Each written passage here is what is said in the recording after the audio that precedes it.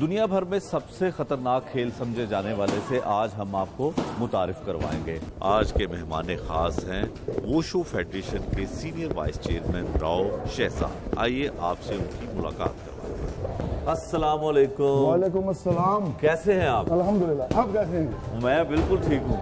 क्या हो रहा है ये? देखिए 80% of disease can be cure by exercise. हाँ।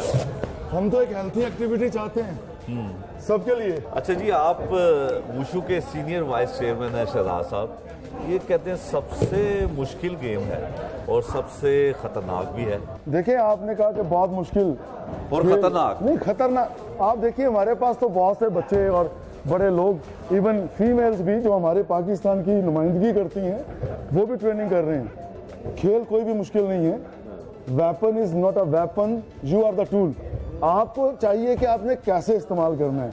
ये सेल्फ डिफेंस सिखा रहे हैं, खुद भी मेहनत कर रहे हैं इम्यूनिटी बढ़ाने के लिए। अभी देखिए कोविड गुजरा है, आप सब कहते हैं इम्यूनिटी बढ़ाएं और अपनी स्टेमिना को बढ़ाएं, सांस अच्छा हो, फेफड़े से ही काम करें।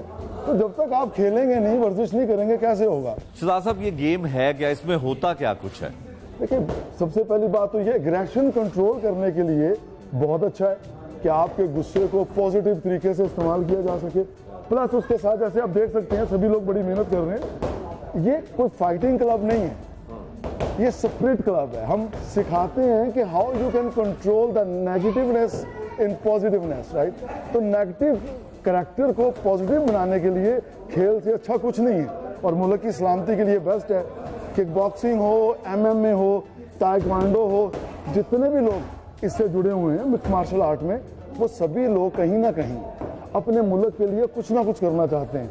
यूनिवर्सिटी लेवल से लेके, स्कूल से लेके, आर्मी, रेलवे, वहाबदा और पाकिस्तान वुशु फेडरेशन कंटिन्यूसली 3 दफा सैफ गेम्स में गोल्ड मेडल लेके गए। हमें पाकिस्तान स्पोर्ट्स बोर्ड हो या पाकिस्तान गवर्नमेंट हो, इन खिलाड़ियों के लिए कुछ करना पड़ेगा, खुद से आना पड़ेगा। मैं बड़ा खुश हूँ कि आपने अपने कीमती वक्त में से टाइम निकाला इन लोगों के लिए, जहाँ पे आके आपने इनका साथ दिया और हमारी आवाज़ आप उन अवानों तक पहुँचाएं जहाँ पे इनकी नुमाइंदगी करने वाले लोग इन्हें भरपूर तरीके से हौसला अफजाई देते हुए पाकिस्तान की सरबुलंदी के लिए काम करें।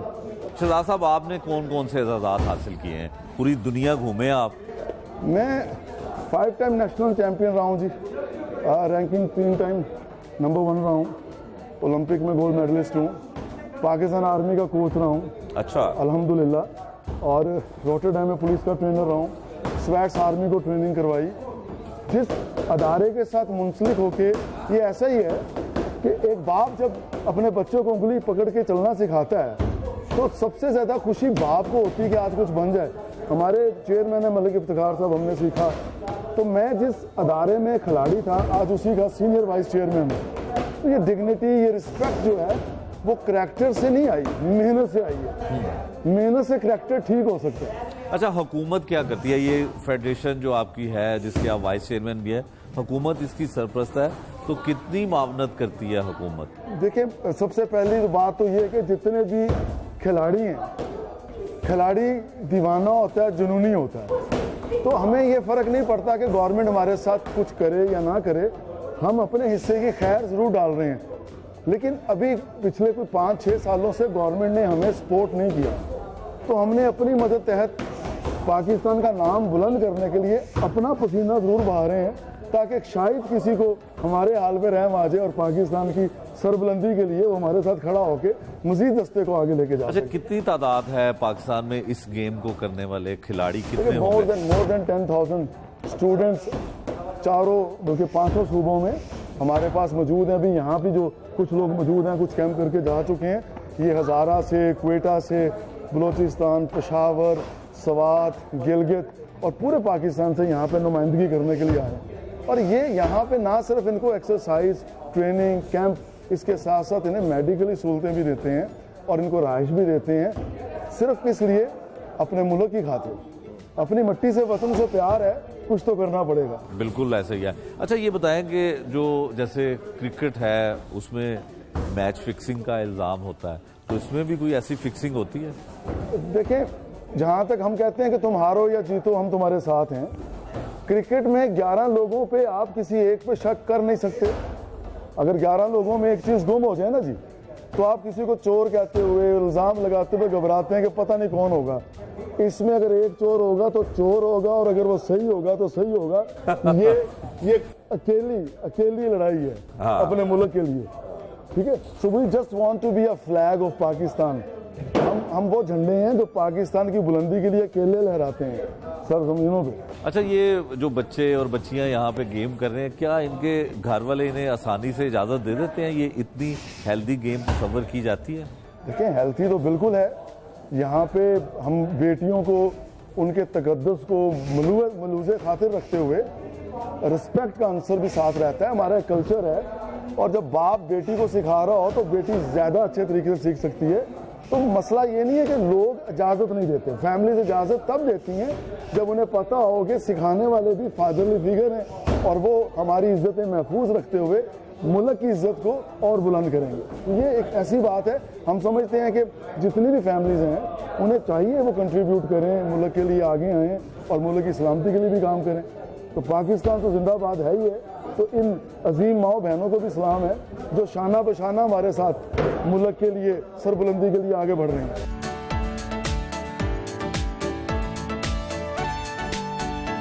मलिक साहब, आप तो चेयरमैन हैं फेडरेशन के, मुझे पता चला कि ये जो नीचे कारपेट है ये भी बड़ा महंगा होता है, तो ये अखराजात हुकूमत से लेते हैं आप?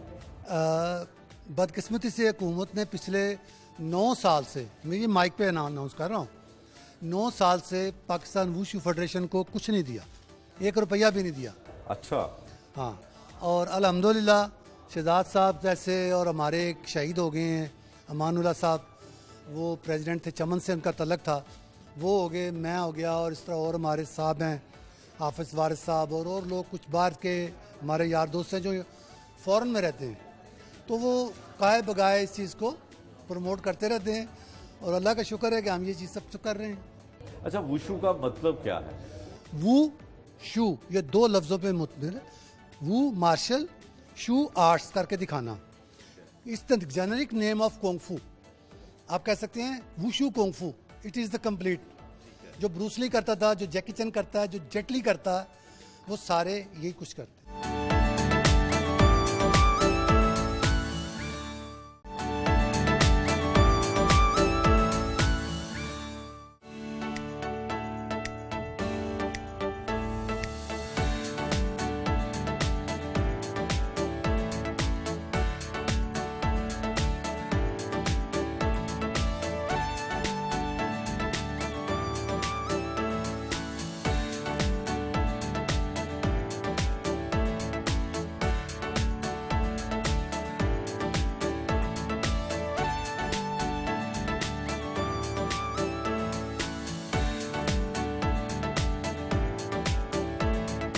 गवर्नर साहब, राव शहजाद साहब से कितने साल पुरानी वाबस्तगी है, और पाकिस्तान में ही आए हैं, सुना है आप इनके साथ बड़े दरीना दोस्त रहे हैं?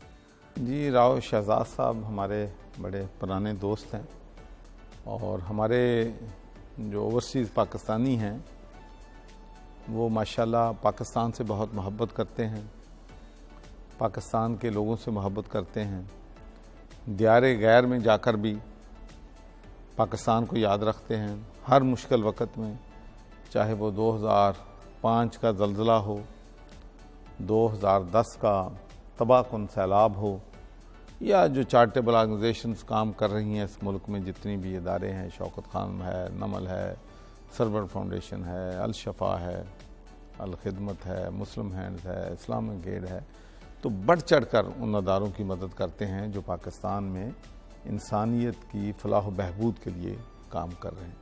तो एक तो मुझे बड़ी खुशी है कि उन्होंने दुनिया का सबसे बड़ा UFC जो है यहाँ पर जो है खोला है, और माशाल्लाह मैंने 2-3 दफ़ा विज़िट भी किया है।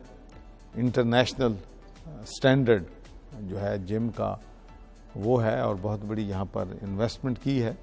तो मैं चाहता हूँ कि और लोग भी राव शहजाद साहब को फॉलो करें और अपने मुल्क में आकर इन्वेस्टमेंट करें, यहाँ पर जॉब अपॉर्चुनिटीज़ लोगों को दें, और उसकी मुल्क की तामीर और तरक्की के लिए अपना किरदार अदा करें। अच्छा गवर्नर साहब, आपकी दोस्ती भी है इनसे, ज़ाती ताल्लुक भी है, स्पोर्ट्समैन भी हैं। आप बचपन में कौन सी स्पोर्ट्स में दिलचस्पी लेते थे? देखो जी, मैं तो बचपन में वॉलीबॉल जो है वो खेलता था और कबड्डी। ये दो जो गेमें थी ये मेरे इंटरेस्ट में थी। हॉकी ट्राई की लेकिन कोई मज़ा नहीं आया। फुटबॉल भी खेला है लेकिन कभी अच्छे प्लेयर नहीं बन सके। अच्छा गवर्नर साहब, आपके दौर में एक बड़ा मशहूर गांव का खेल हुआ करता था गुल्ली डंडा। वो खेलते रहे हैं गुल्ली डंडा? गुल्ली डंडा बहुत खेला है। तो कोई बचपन का वाकया ऐसा सुनाए ना जब आप खेलते थे। गुल्ली डंडा भी खेलते थे और बंटा, वो क्या कहते हैं उसको, खेंचे पिल बोली। वो भी बचपन का वाकया क्या है, वहाँ पर तो हमारे लोगों के पास गांव में और स्पोर्ट्स है ही क्या है, कुछ भी नहीं है कि एक वॉलीबॉल जो है शाम को चले जाते थे वहाँ खेलने के लिए। कभी कभी कबड्डी से शौक पूरा कर लिया। गुल्ली डंडा तो अपने सड़क पे ही खड़े होकर खेल लेते थे, उसका ये बेनिफिट था। बैंटा घर में भी खेला जाता था। तो यही हमारी सपोर्ट्स थी। अच्छा गवर्नर साहब, आप गवर्नर पंजाब 2 दफ़ा रहे, मुस्लिम लीग दौर में भी रहे, पीटीआई के दौर में भी आप हैं। तो एक बड़ी आम कहावत है पंजाबी में, कहते हैं तू गवर्नर लग गया।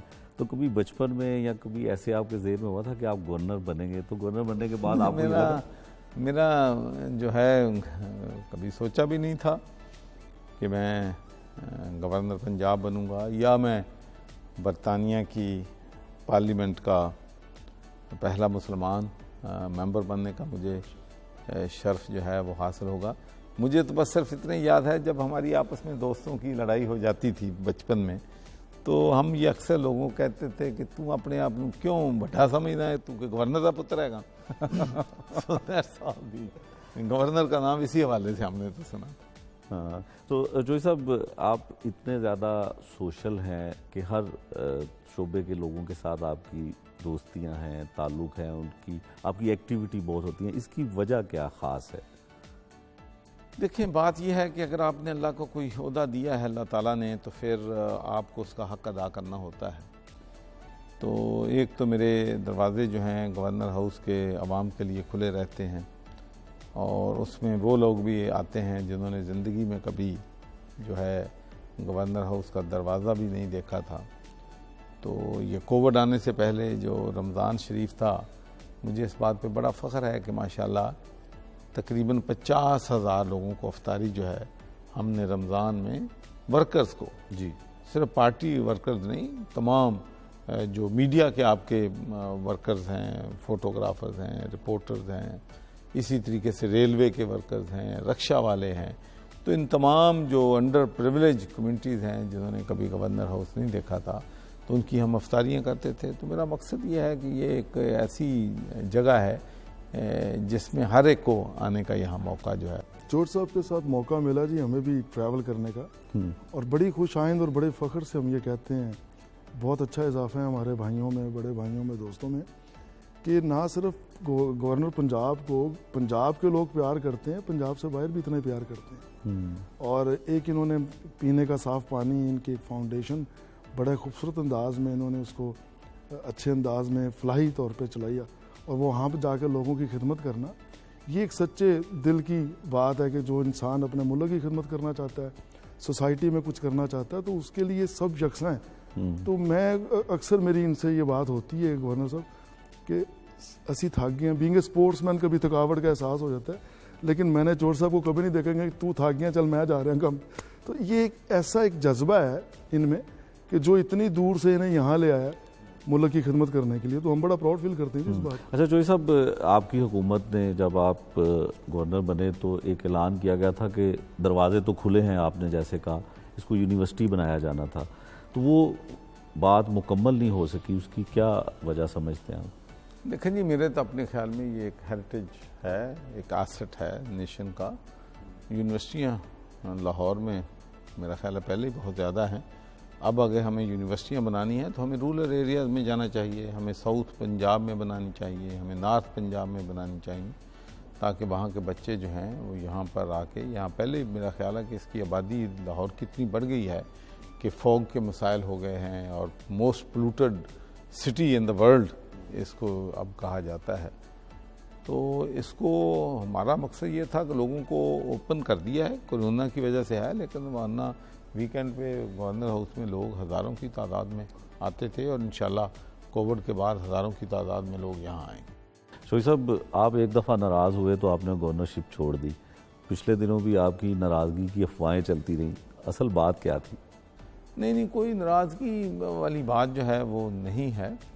देखें, ये पार्टी में प्रेशर्स होते हैं, पार्टी में चैलेंजेस होते हैं, हमारे भी चैलेंजेस हैं, और अवाम को हमने सहूलत देनी है, रूल ऑफ लॉ लाना है, जज़ा और सज़ा का निज़ाम लाना है, हस्पतालों को बेहतर करना है, स्कूलों को बेहतर करना है, और उसके लिए ज़ाहिर है कि मैं तो चीफ़ एग्जेक्टिव नहीं हूँ, वो काम तो चीफ़ एग्जेक्टिव ने करना है, लेकिन उसमें हम कोशिश करते हैं कि अपनी कोई तजावीज़ जो हैं वो इन प्राइवेट भी देते हैं, कभी कभी पब्लिक में भी कह देते हैं। अगर मैं ये कहता हूँ कि पुलिस रिफॉर्म्स इस मुल्क में होनी चाहिए, इस मुल्क में जज़ा और सज़ा का निज़ाम होना चाहिए, इस मुल्क में अदालतों में फ़ैसले 10 साल 20 साल लोगों को इंसाफ लेने के लिए इंतज़ार नहीं करना चाहिए, इस मुल्क में अगर 6 साल की बच्ची के साथ ज़्यादती होती है, जुल्म होता है, हमारी बहनें बेटियां जो हैं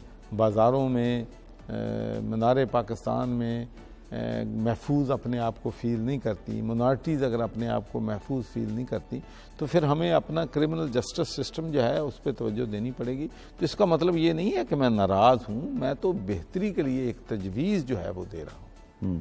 शोई साहब, आपने एक स्टेटमेंट भी दिया था कि मुल्क को गिरवी रख दिया गया है। नहीं, मेरा ख्याल ये आप एग्जैजरेट कर रहे हैं, गिरवी नहीं कहा।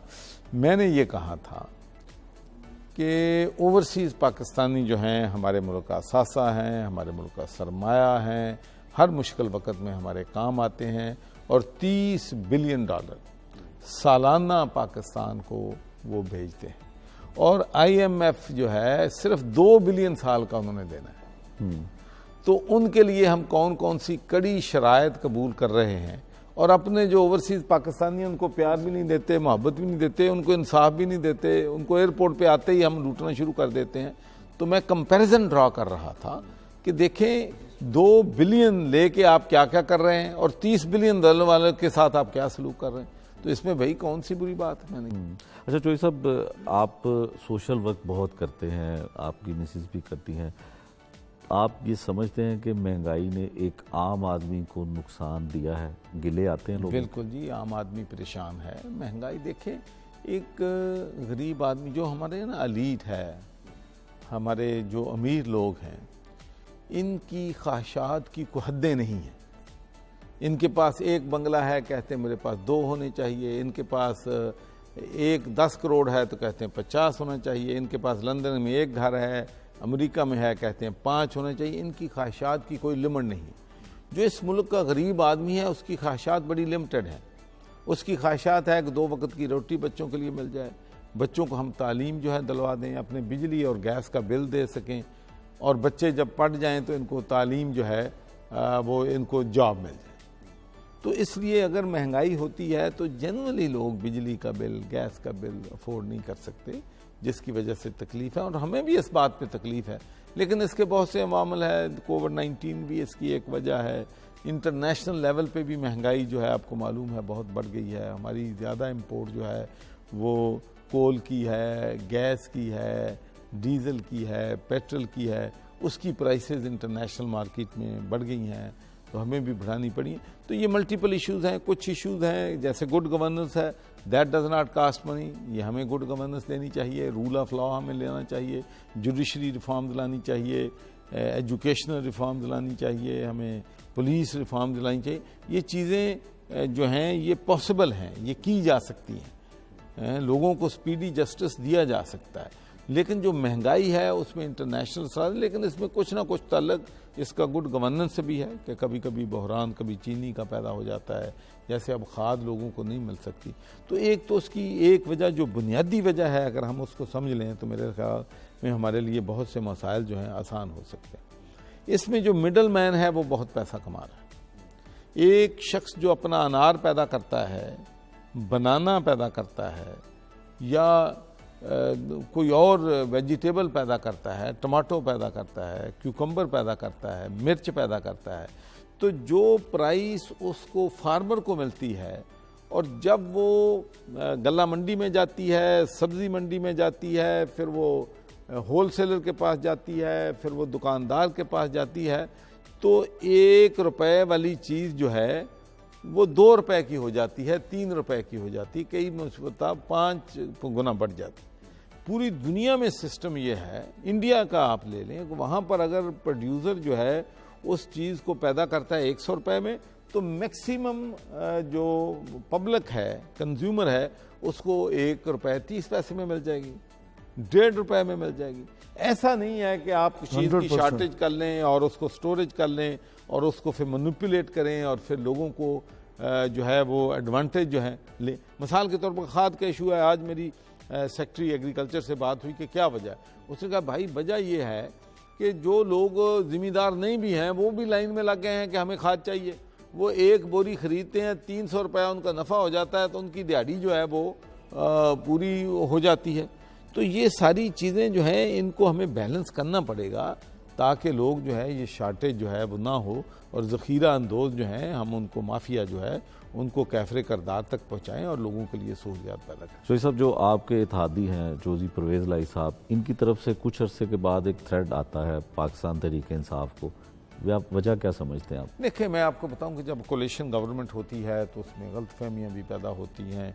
ये यूरोप जैसे ममालिक में, इवन बरतानिया में जब कंजर्वेटिव और लिबरल की वहाँ कोलिशन थी तो हर हफ्ते ये आता था अखबारों में कि कोलिशन आज टूट जाएगी, कल टूट जाएगी। एक पार्टी के लोग एक पेज पे नहीं होते, तो जब दूसरी पार्टियाँ होती हैं, इत्तेहादी जमातें होती हैं, तो डिफरेंस ओपिनियन ऐसा है। लेकिन मेरे ख्याल में हमारे इत्तेहाद को इन द नियर फ्यूचर कोई ऐसा खतरा नहीं। और उस्मान बुज़दार साहब की कारकर्दगी में आखिरी बात देखिए, वो मैं समझता हूँ कि वो फैसला जो है वो पंजाब के अवाम ने करना है, वो फैसला पंजाब असम्बली के लोगों ने करना है, उसका फैसला प्राइम मिनिस्टर ऑफ पाकिस्तान ने करना है, उसका फैसला इत्तेहादी जमातों ने करना है। लेकिन प्राइम मिनिस्टर साहब उन पर पूरा एतमाद करते हैं, इत्तेहादी जमातें उन पर पूरा एतमाद करती हैं। प्रोविंशियल असम्बली से कभी भी अपोजिशन की तरफ से भी कभी आवाज़ नहीं उठी कि जो है बुज़दार साहब काम नहीं कर रहे। तो ये तो फैसला आप लोगों का है।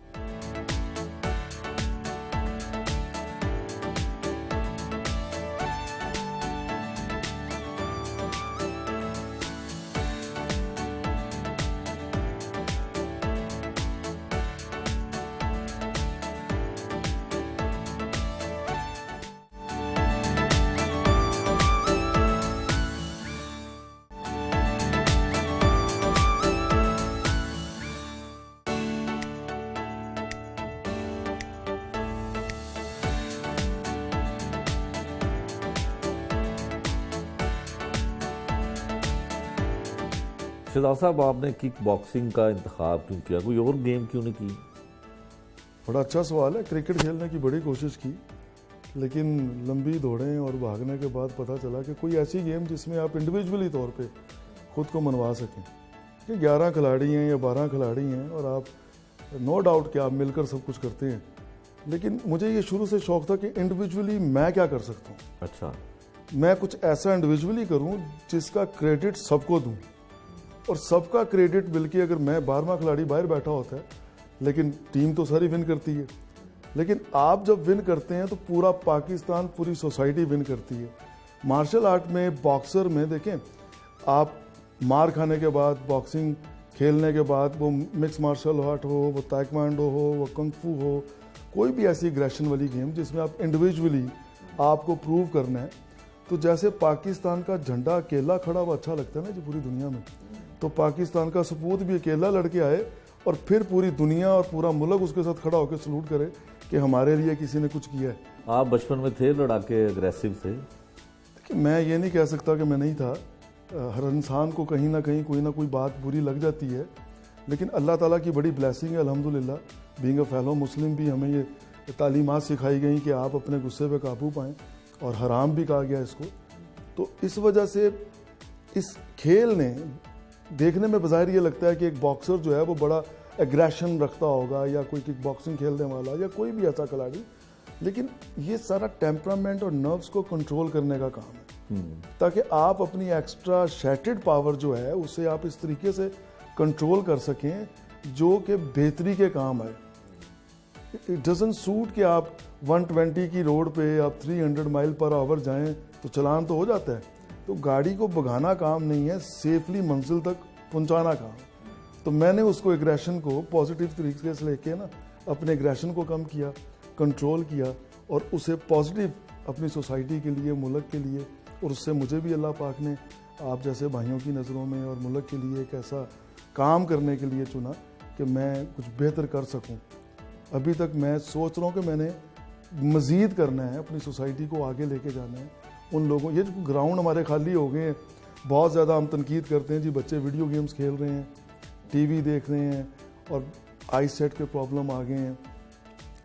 आजकल जितने भी देखें न्यूट्रिशन डाइट्स आ रही हैं, हल्दी में दूध डाल के पीना भूल ही गए लोग, हमने तो बहुत पिया है। तो ये ऑर्गेनिक सिस्टम जो है जब तक घर से नहीं चलेगा, जब तक सोसाइटी में डेवलप नहीं करेंगे, जब तक आपको स्टेपन्स नहीं मिलेंगे, आपको सराहा नहीं जाएगा, तो उसके लिए किसी एक को तो आगे आना है।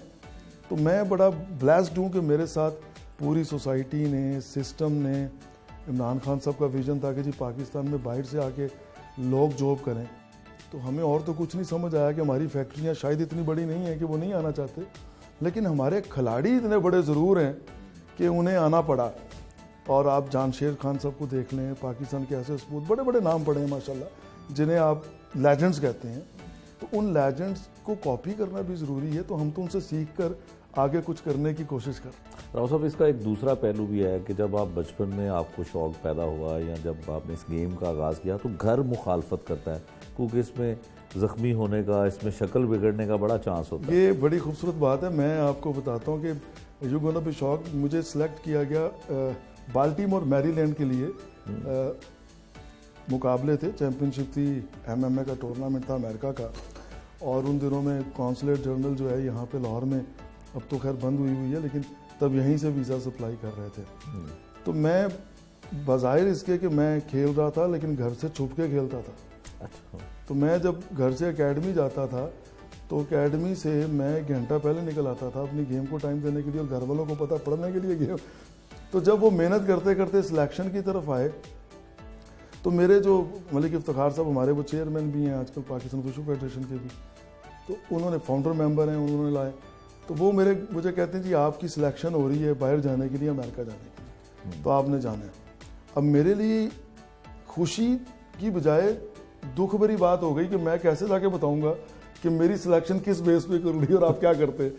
तो फिर वो मेरे साथ घर गए और जाके नानी को बताया, तो वो हका बका रह गई। उन्होंने कहा जी ये तो पढ़ने जाते, उन्होंने कहा नहीं जी नहीं, बड़ा अच्छा खिलाड़ी है। तो सर वो बाहर मैं कुट के आया तो घर मैनू कुट पई सर उस दिन। तो वो एक ऐसा मेरे लिए एक इंसिडेंट है और एक हसीन याद है कि अब हम देखें आजकल भी हमारे इक़दार में ये चीज़ शामिल है कि बड़ों का एक खौफ, एक बुज़ुर्गों का एहतराम और उस्तादों का एहतराम। तो मैं खौफ की वजह से नहीं बताता था। और देन उसके बाद मुझे अच्छी तरह याद है, गुजरात के अंदर रैंकिंग टूर्नामेंट हुआ, 3 दफ़ा पाकिस्तान में हुआ। और रैंकिंग टूर्नामेंट के अंदर ये होता है कि कोई वेट क्लास नहीं होती, कोई उसके अंदर आपके एज फैक्टर नहीं होता, वो फ्री बाउट्स होती हैं, 9 मिनट का राउंड होता है उसमें। तो मुझे सर उन्होंने अच्छा खासा सबक सिखाया वहाँ पे, ब्रोक माई नोज देयर। लेकिन मैं 3 दफ़ा रैंकिंग नंबर 1 हुआ हूँ अल्हम्दुलिल्लाह। तो वो जब मैं घर आया तो मैंने ना वो रुमाल लपेट लिया मुंह पे क्योंकि ज़ख्मी था।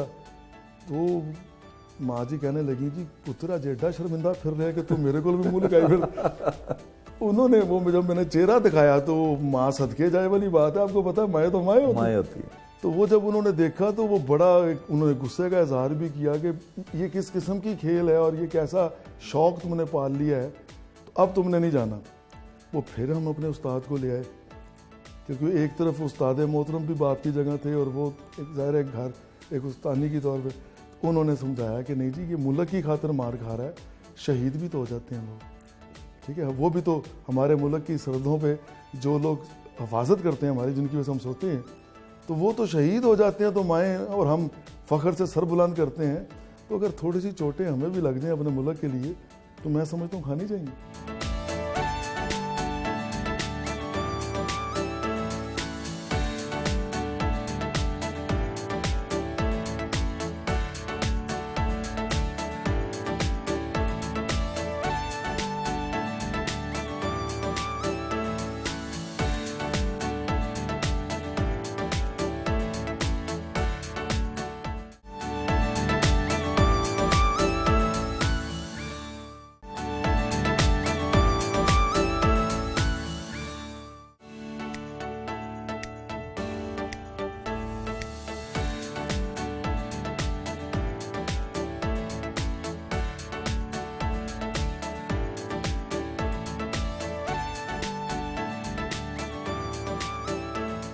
एक दिल भर से। वारिस भाई, अरे भाई क्या हाल है? कैसे हैं आप? आप कैसे हैं? मैं ठीक हूँ, आप कहाँ?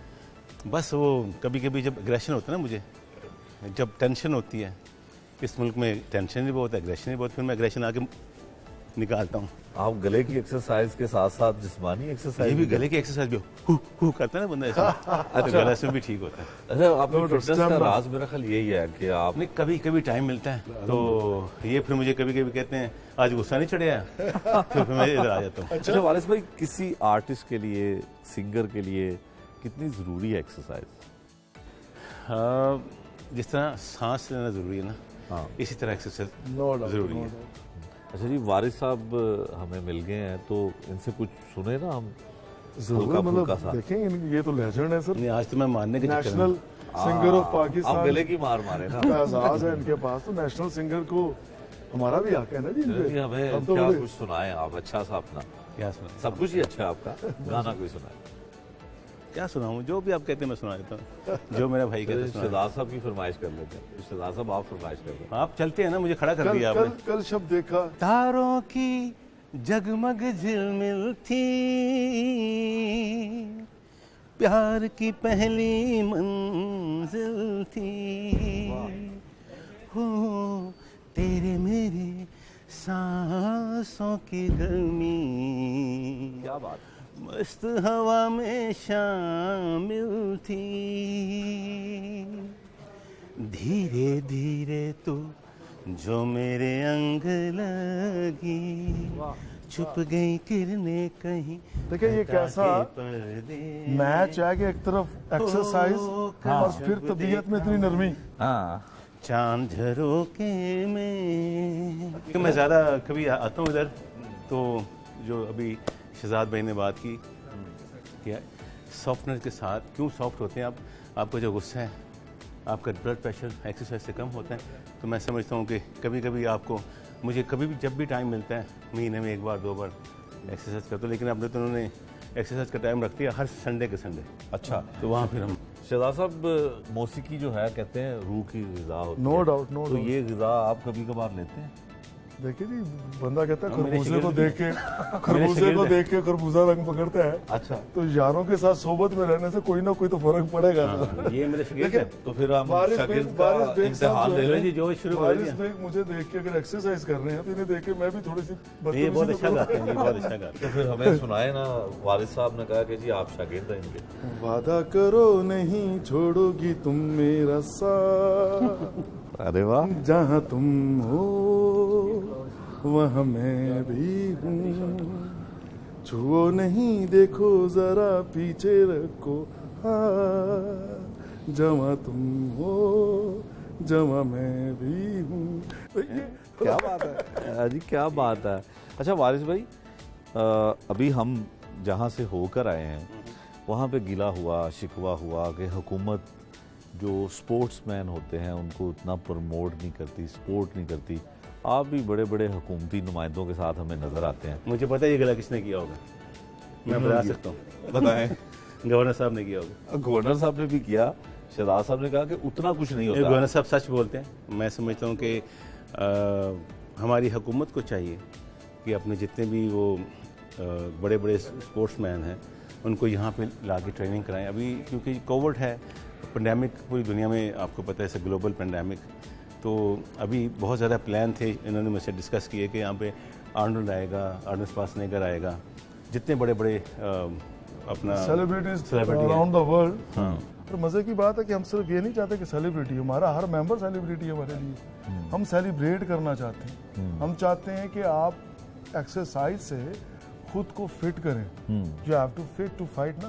तो ये एक ऐसी बात है कि हम कहते हैं जी कोरोना वायरस हो या 80% बीमारियां एक्सरसाइज से ख़त्म होती हैं, और अगर 80% ख़त्म हो जाए तो एक ह्यूज बर्डन तो कम हो जाता है। तो मैं तो वारिस भाई से भी कहता हूँ कि कम से कम ज़्यादा नहीं तो संडे को ही आया करें। और देखें आज अचानक में लगे हैं, छुप के कर रहे हैं हमसे, तो कैसा पकड़ा है कभी आ आपने? जाता हूँ, अच्छा लगता है मुझे, और अपने आप को कैमोफ्लेज करके करते रहो सुकून से, पता नहीं चलता किसी को।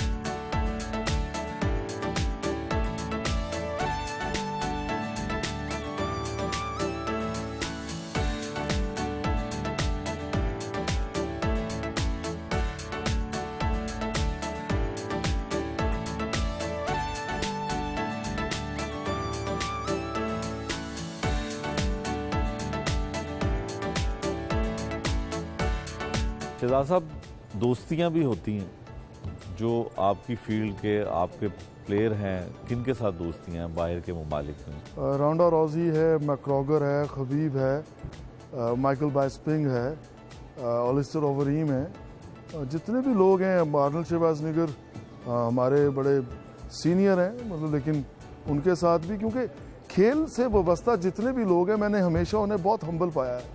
और मैं ये समझता हूँ कि एक ऐसी स्पिरिट है कि जब खिलाड़ी जो होता है वो खुद से ही कौम के लिए और दुनिया के लिए, ना सिर्फ एक मुल्क के लिए, वो ये समझता है कि मेरे साथ सब जुड़े हुए हैं और मुझ पे सबका हक है, बिकॉज उसमें एक मोहब्बत और एक पैगाम देने की जो एक सलाहियत अल्लाह ताला ने रखी है ना, वो नेचरली है।